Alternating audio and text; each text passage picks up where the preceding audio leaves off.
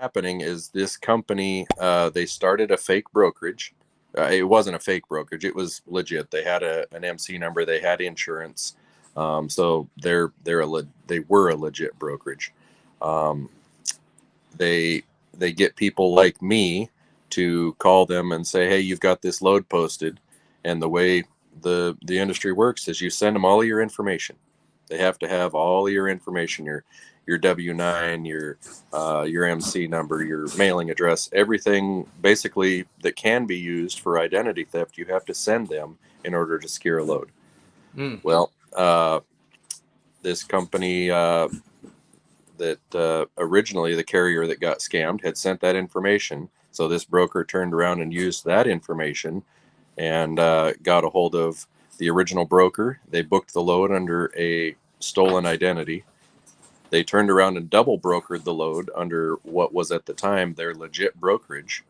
I got the posting. I saw it and said, cool, I'll take that load, which they had posted for, I found out after the fact, about $2,200 more than what the original load was posted at, just to entice people to jump on it and go, right? No, and I appreciate that, but at this point in time, they are they're just now they're taking the carriers' names and out there dragging my name through the mud. And unfortunately, a small mom and pop company out of I think it was out of Auburn, Washington, Kang Transport, who was originally scammed for this load. So you get enough of those reportings against you as a carrier, and FMCSA can step in and say, "Man, you aren't acting with the integrity of a carrier that should be represented," and they'll step in and start taking action. Um, and so when everything was all said and done, I had my signed bill of lading. I sent to this bad broker. That bad broker then turned around and gave that to their stolen carrier identity name and sent it into the original broker, so they got paid. Uh, and my name was never anywhere in the mix until I started tracking down where this load started and where the money went. It was Faithful Freight Shipper Inc. But if you go search them now, they've been canceled. Are you being in trouble, bro? Well, I'm trying not to be, but that's just the way of the world right now, man. Oh man, Jason, I just want to start this conversation by saying that, it's good that people actually share their wins and their losses, and because the real world of just trucking is it's just all over the dang place. Yeah, no, if you're not struggling with rates and fuel prices, you're struggling with hackers like I'm dealing with this week. You know it. And so let's make a negative situation a little bit of a positive one, at least, because let's shut out your business and let people know, because everyone that I've talked to that I've ever worked with, you always said that they've had a good experience. So shout out maybe your social medias, and maybe we could start on that highlight. Right. Yeah, we're on Instagram and Facebook. Whitaker Transport on Instagram. Whitaker Transportation on Facebook. And really, we don't do a whole lot as far as bookings or get a lot of return or a lot of initial customers because of social media, but we get a lot of return customers because of we're just a small mom and pop company, 2 trucks, 2 drivers, and 3 people total. So anything we can get, like your platform or return customers, it all helps, man. And I appreciate you reaching out. Oh yeah. I'll put your links down below, because I see some pictures in your profiles. So what equipment are you guys working with? Run 2 pretty well custom long nose Pete's, both pre-emission stuff. We started our business back in 2013 and have always run Pete's, and Our over the road stuff is intentionally pre-e-log, basically, so we don't have to go to California. Sorry, can't do I love it. No, it. And keep on going, brother. no, that's it. And we got one flatbed and one step deck, so it never fails. And most guys will know, if whatever trailer you need, that's not the one that's in the area you need it. But in the case of return customers or privately booked loads, we can arrange it to where whatever trailer they need is in the area they need it. So like everybody else that's out there doing the thing for themselves, you do whatever you can to make your customers happy while still being able to try and maintain the profit margin, right? Yeah, no, I hear you, and I think that's one of the big debates, right? Is, a lot of guys, they get into this business and they go, I don't understand, why don't they just get a plastic truck? Why do they get this extremely nice custom truck? And I know the answer to this, right? But can you tell the world pretty much why, you go with more of a beautiful rig versus one that maybe gets you better fuel mileage? Life's too short to drive ugly trucks. I didn't know you were going to say that, Jason. I thought you were going to say something like, your customer, they No. Taking pride in your nothing, none of that. No, and we take a lot of pride in our ride, but I'll get on the CB or at a fuel station or at the shipper or the receiver. People want to come out and they want to look at our trucks. They want to check out what it is. They're like, man, we don't ever see anybody coming here looking like that. And we don't have show trucks. We've got really nice everyday working trucks, and we do take pride in our ride. My driver Terry, he's been, I think he was born with a gear shift in his hand, and he's been Class A CDL holder since before they were CDLs. They were chauffeurs licenses. He's 57 years old, and he started driving an 18-wheeler at 16. And so that's all he wants to do. His pride and joy hot rod when he's not working is an 85 Peterbilt 389 excuse me, 359 that is just absolutely beautiful, 400,000 mile original truck. Wow. And so it's what we do in our spare time. It's what we do for work, and it's what we do for a hobby.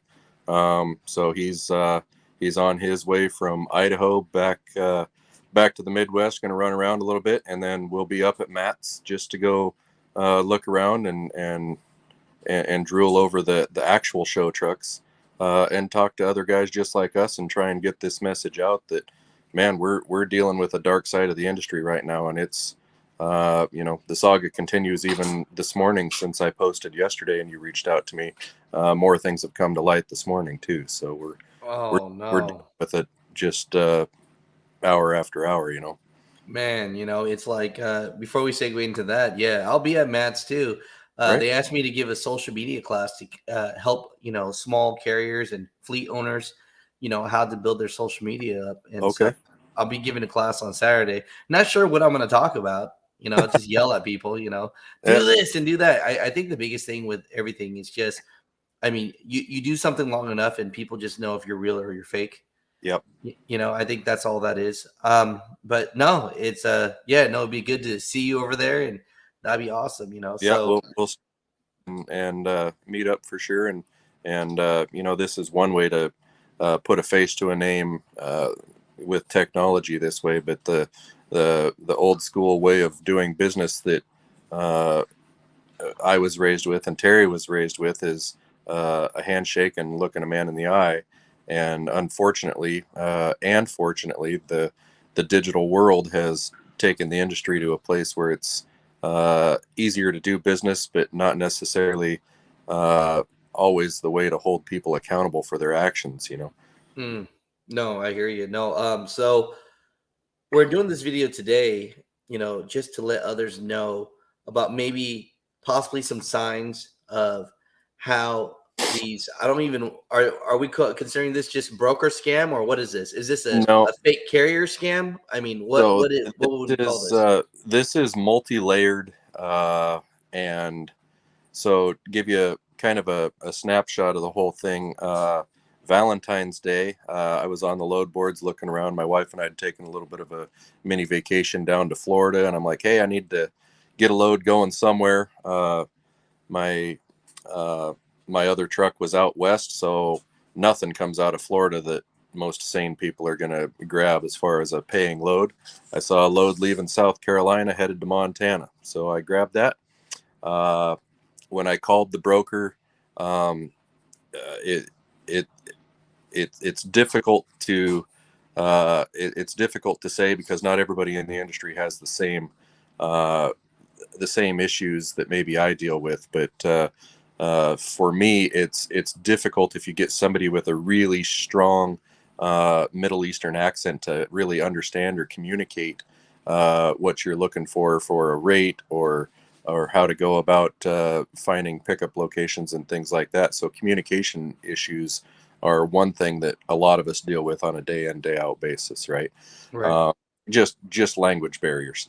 And so, long story short, I booked the load, went all the way cross country from South Carolina to Montana, dropped the load, um, and tried to factor the load. And the first time we really learned about this not being uh, maybe completely up to par is our factoring company said, hey, we can't work with these guys. Their brokerage is too new.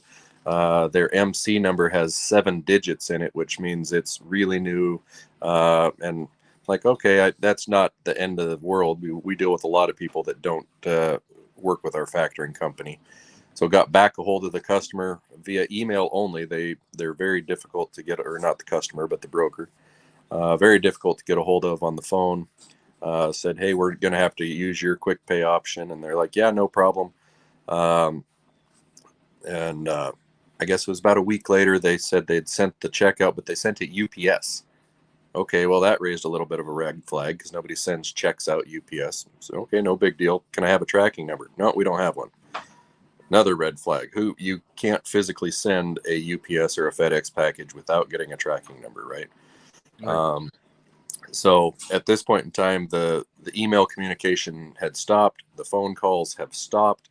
And I'm trying to figure out, okay, how do I do this? So I got a hold of the receiver for this load and said, I need to, if I can, get the name of the broker that you used to post that you needed this load moved.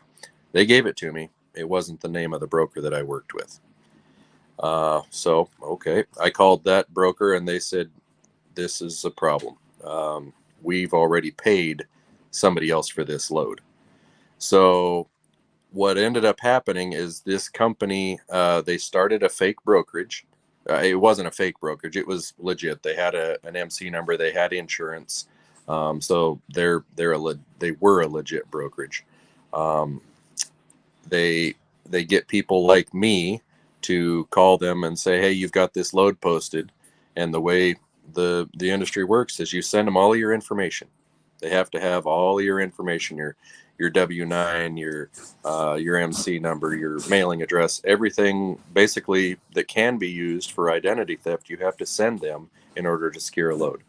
Mm. Well, this company that originally the carrier that got scammed had sent that information. So this broker turned around and used that information and got a hold of the original broker. They booked the load under a stolen identity.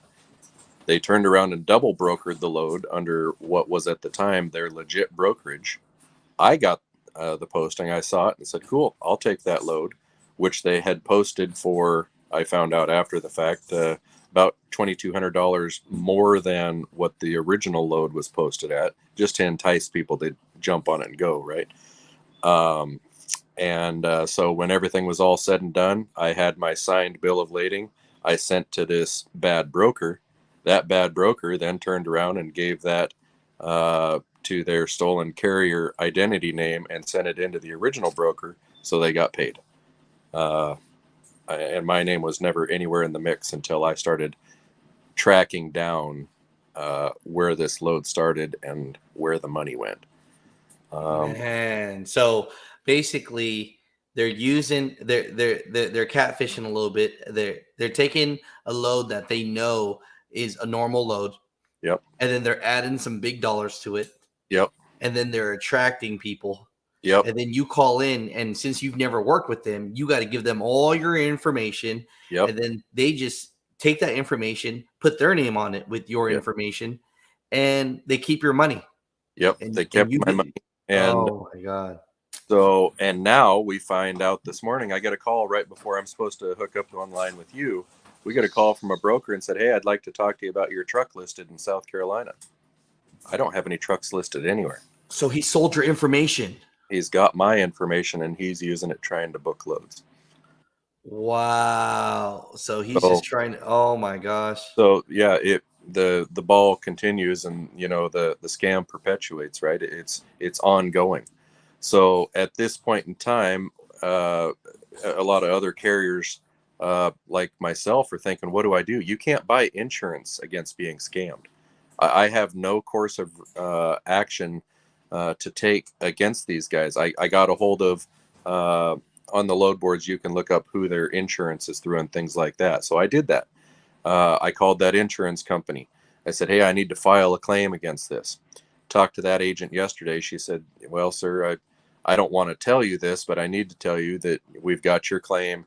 Your information and your claim has been submitted, but this broker had a $75,000 insurance bond just to show that their brokerage was legit. To date, they've got $300,000 worth of claims against them." And And they don't shut down these people? well, I mean, the insurance company has shut down the brokerage because they can't get a hold of them now either, right? It's a phantom. They move. You can't find them. So they've shut that down. But the reporting time frame for filing a claim against these guys is out until May 15th of this year. And so there's another 6 weeks left to file claims against these guys. If they've been running this scam for, let's say, 2 months, how many people are finally going to say, well, apparently this check isn't coming. I need to file a claim against them. And on a $75,000 bond, however many claims are submitted against these guys, that number gets divided by the number of claims, and then it gets systematically doled out over, mine was $7,500, but if somebody had a $10,000 load, they're going to get a higher percentage of that $75,000 that's supposed to be divided up over, let's say, 50 carriers.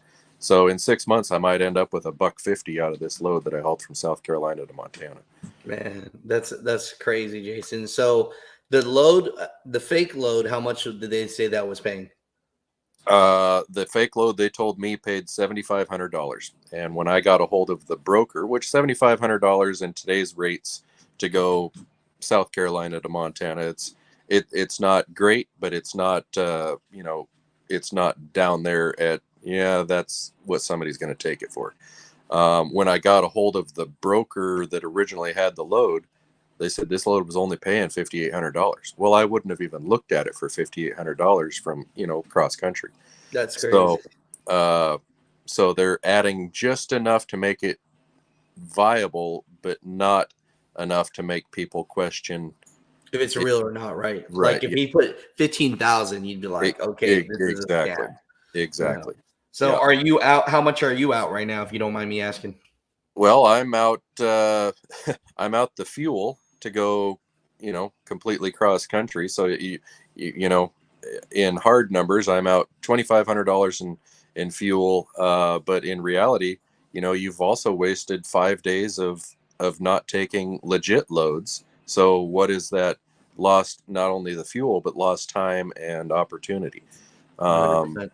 And so that number is really an unknown.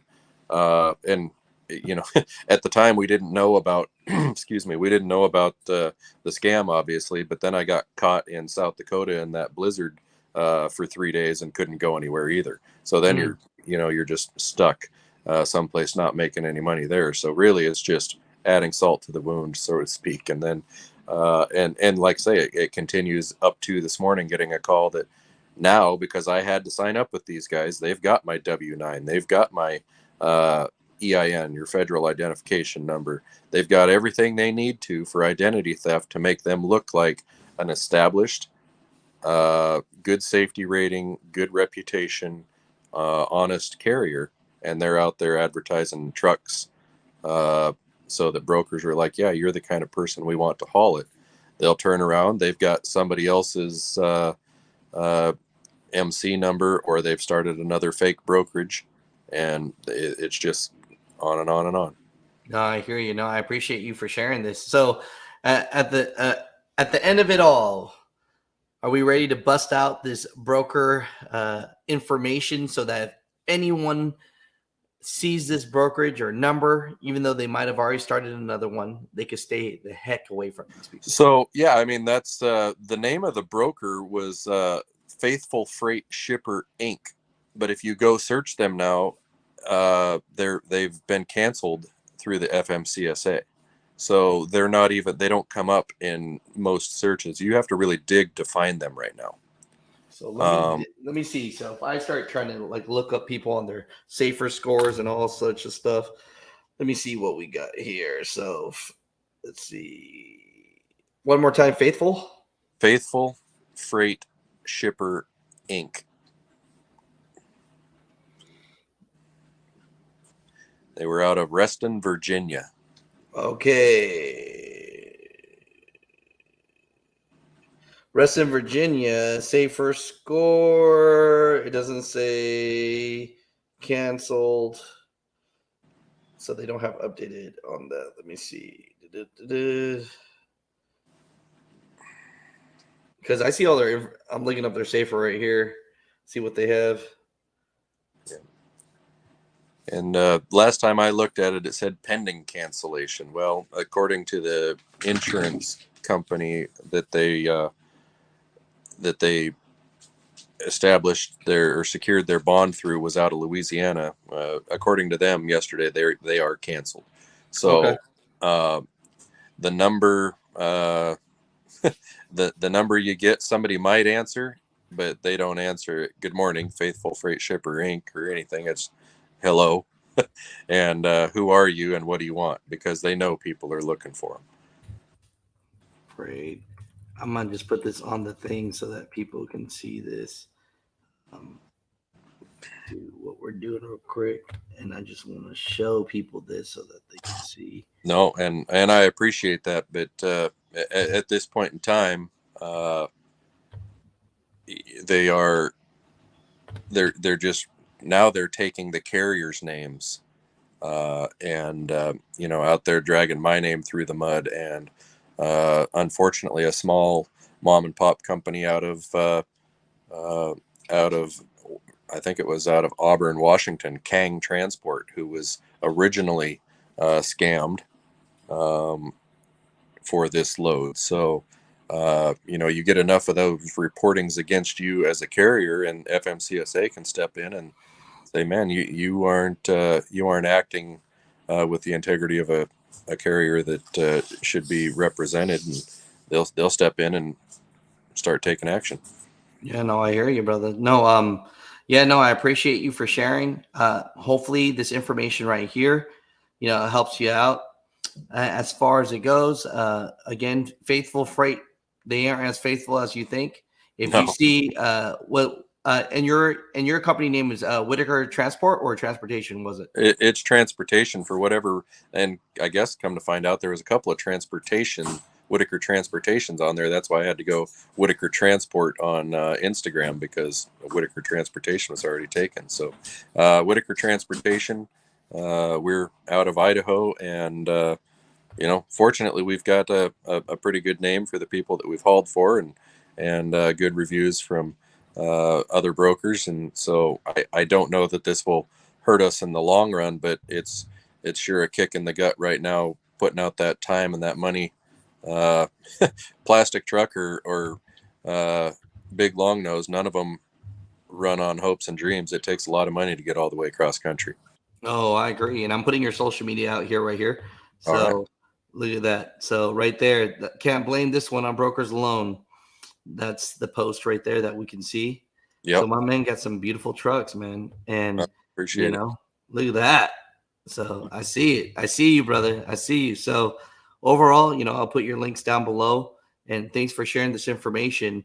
And just to let people know, I guess the only thing you really can do is, if you see a load, I guess the only thing you can do is possibly look up their safer score and maybe that way look, because even if we look up the safer score here, you don't even see it there either. But Yeah. I mean, anything, any other due diligence people could do to possibly make sure they're taking a legit load? So like I say, the thing that a couple of things that our factoring companies clued us into is looking at the number of the number of characters in their MC. If it's a 7-digit, they're relatively new. Look for that credit score, or check with your factoring company, have them credit check them. And that's all fine and dandy, but the good paying loads move so darn quick that if you're taking the time to go do your due diligence and really dig into someone's background, so many times you're going to miss out on that load because they come up on the board and they're gone, because there's other guys out there doing the hustle like we are and trying to stay on top of it a day ahead, 2 days ahead, a week ahead, whatever the case is, if you're a gypsy that doesn't have dedicated loads. Right. So yeah, Maybe if check out that MC number, right? That's pretty much the only thing you got going for you. If it's a 7-digit, then hey, it's brand new, and maybe stay away from it. I mean, well, I think maybe, is yeah, it? I mean, but everybody has to start somewhere.